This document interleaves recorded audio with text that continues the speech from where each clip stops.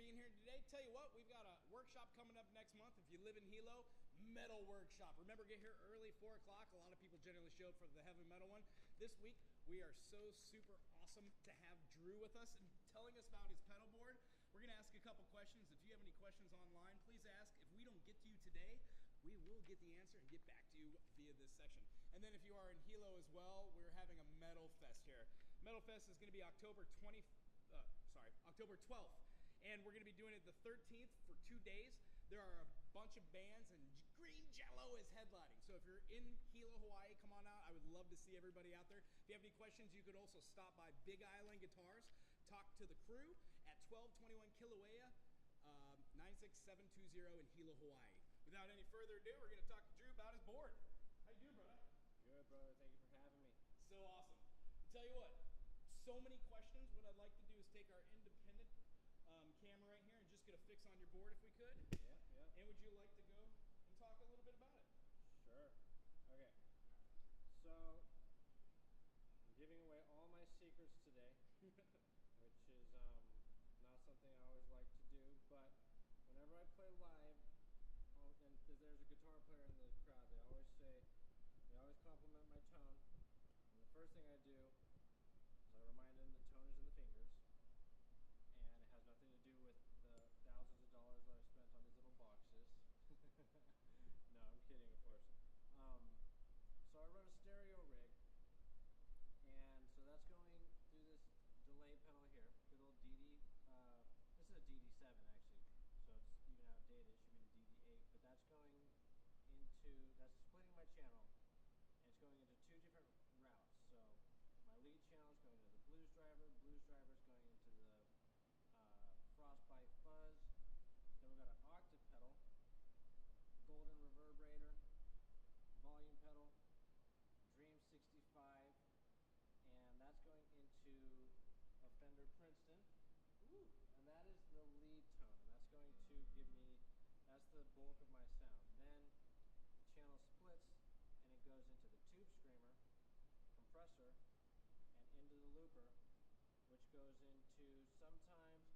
Right now it's going into a Blues Junior way over there, but at home it'll go into a Marshall, and it does like a, Stevie Ray Vaughan type of thing where it's Fender on the left side, Marshall on the right side.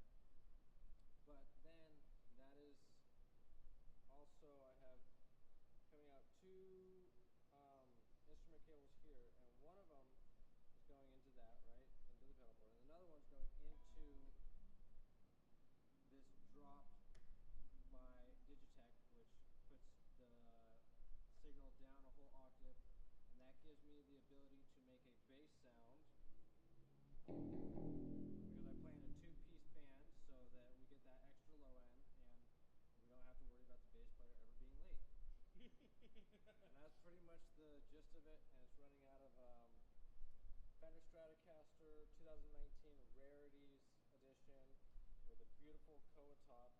As soon as I saw that thing, I knew I had to have it. It's got HSS, so the humbucker is a Tim Shaw custom bucker, and then 2, I think they're Hot 50s, straight from the Fender factory. And Tim Shaw, he is somewhat of a legend in the pickup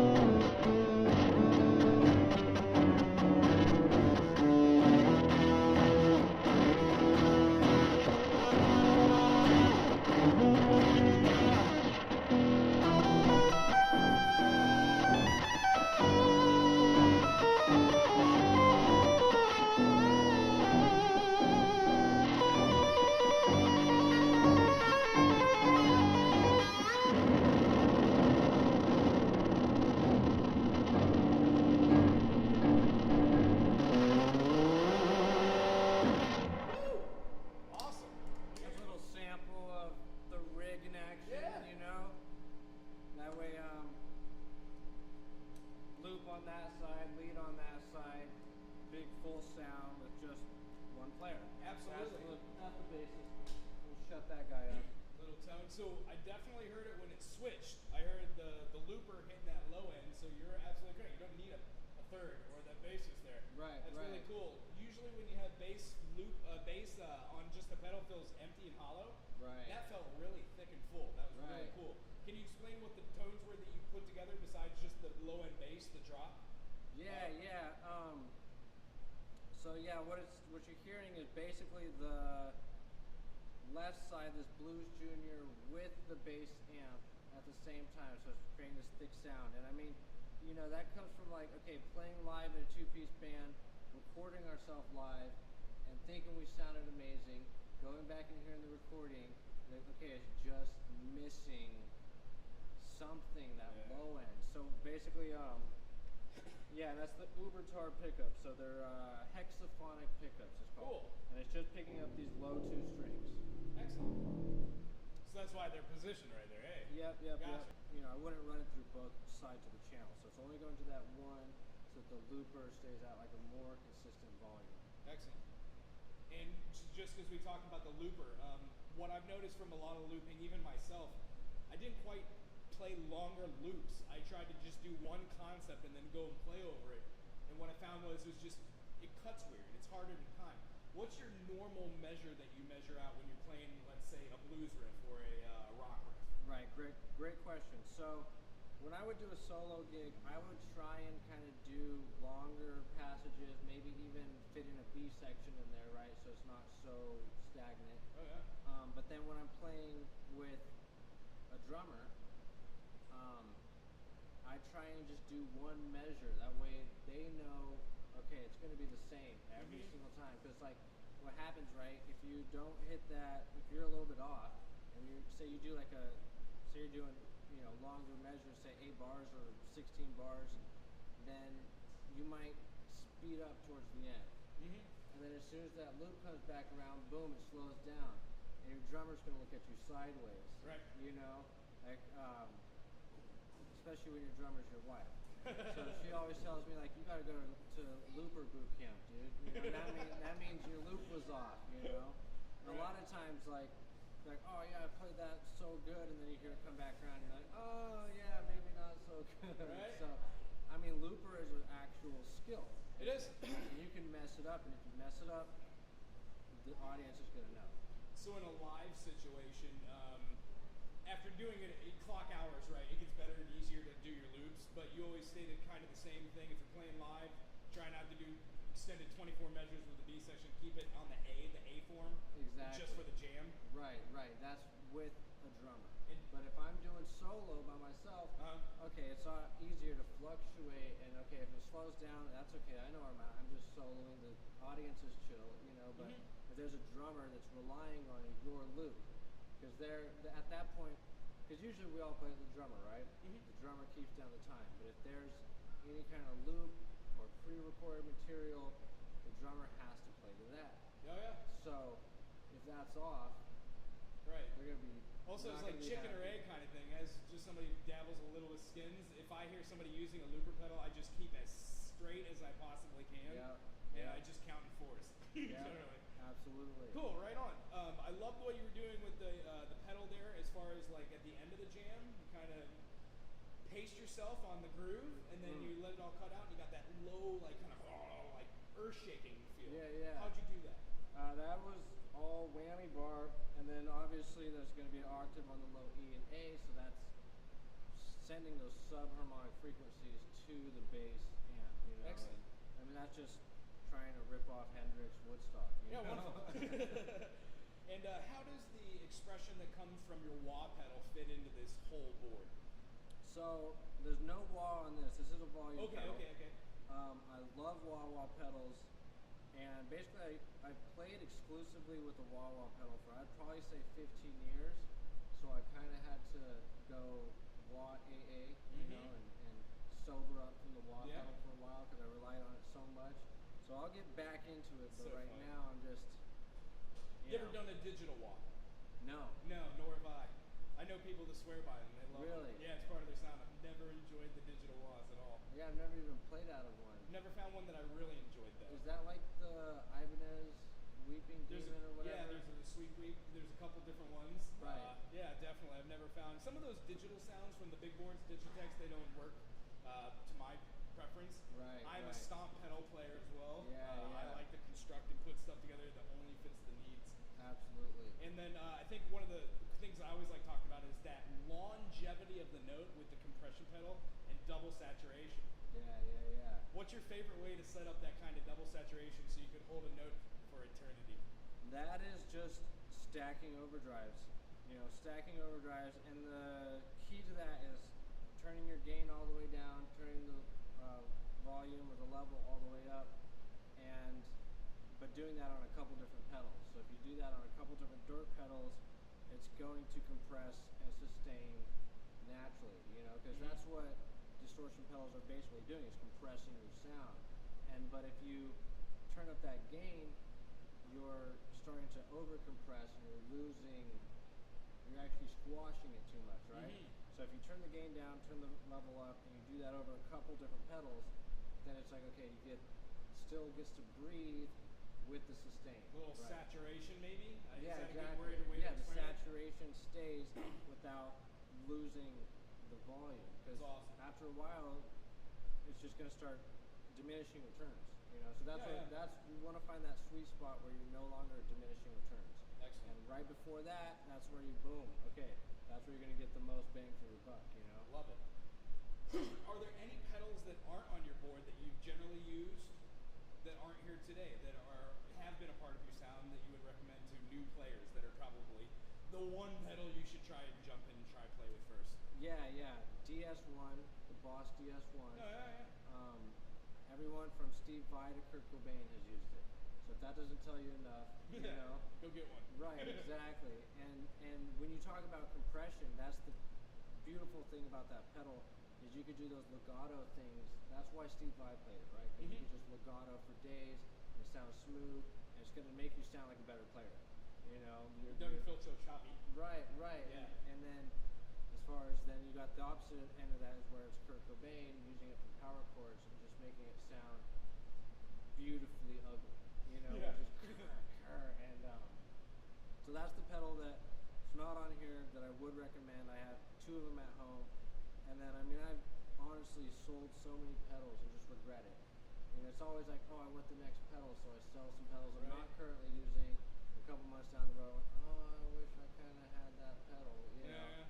So I'm a sucker for like always changing gear, selling gear, and buying new gear, regretting it.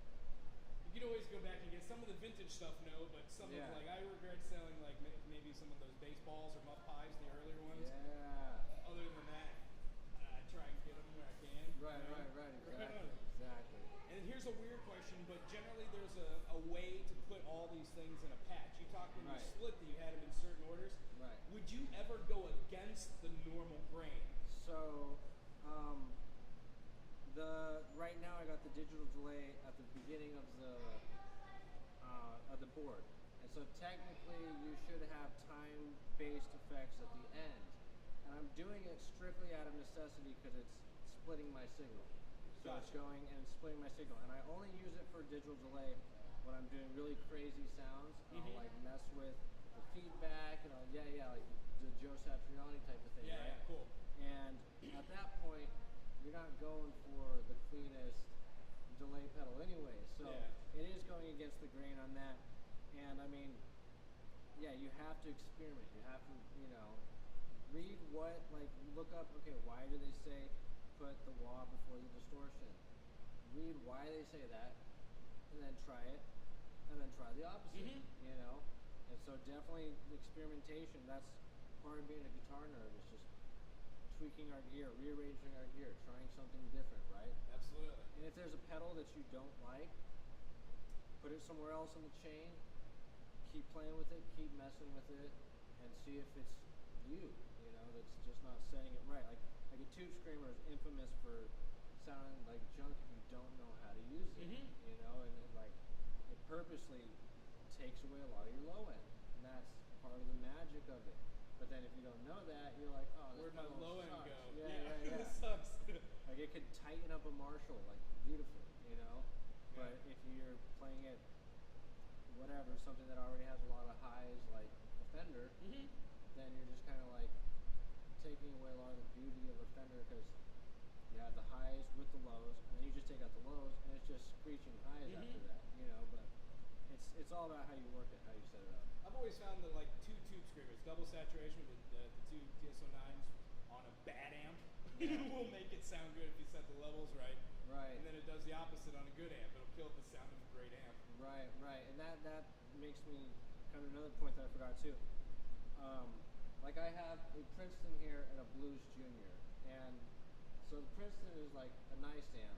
The Blues Junior is more of an entry level amp, you know. And so if you have like a nice amp and a not so nice amp, run them in stereo, and it's going to give you like they're going to complement each other. That you know bad amp is going to sound great. Yeah. Next to the good amp. Oh, I hear because that. it's like making this whole full circle of frequencies, as opposed to if you have two good amps, they might even be clashing. Yeah.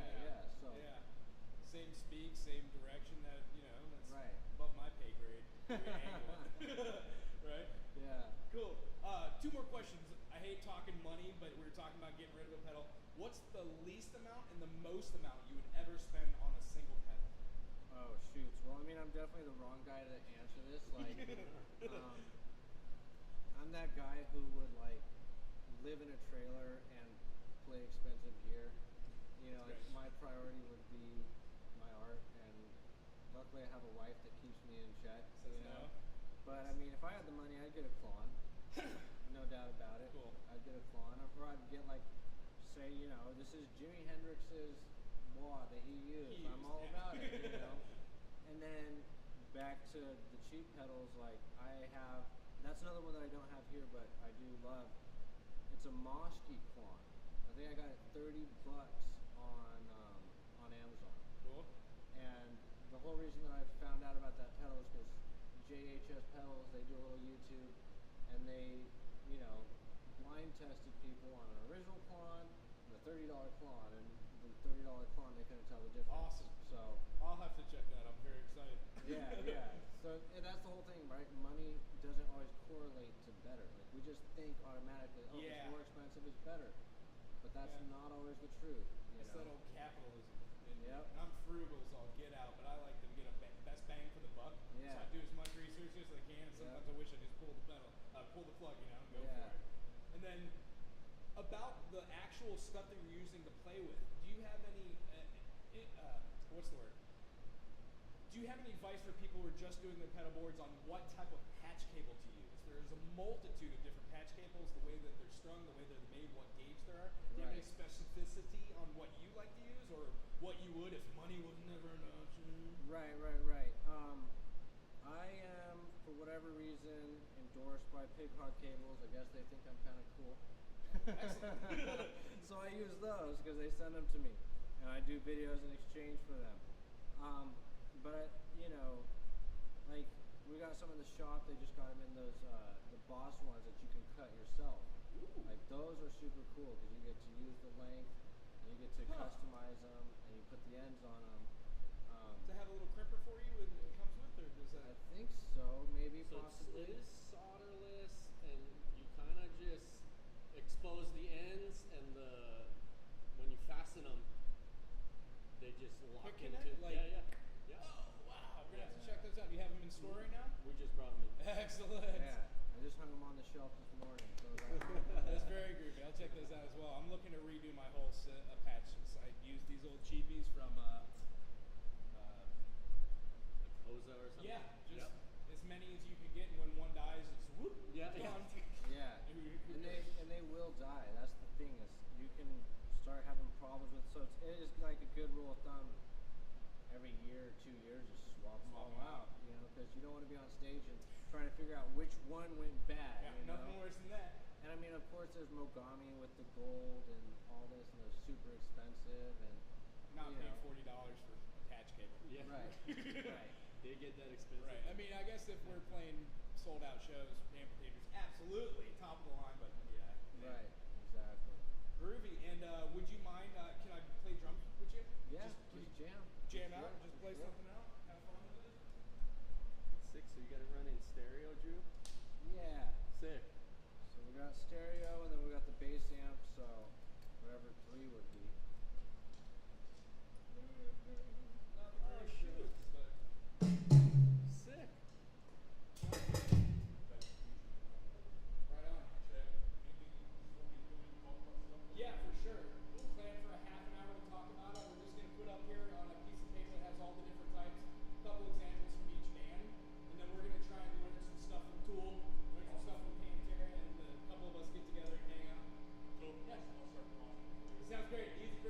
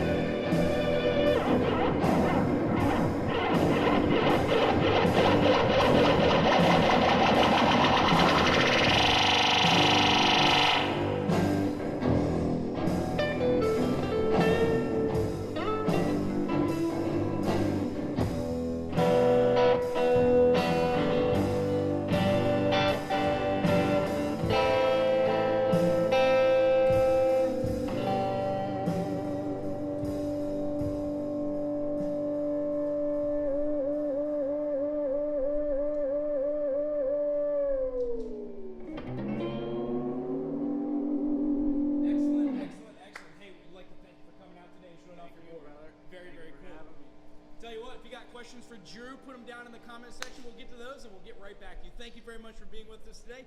We'll see you at our next workshop here at Big Island Guitar, 1221 Kilauea Avenue, 96720 in Hilo, Hawaii. We're doing the Metal Fest June 6th, 4 to 6. Aloha.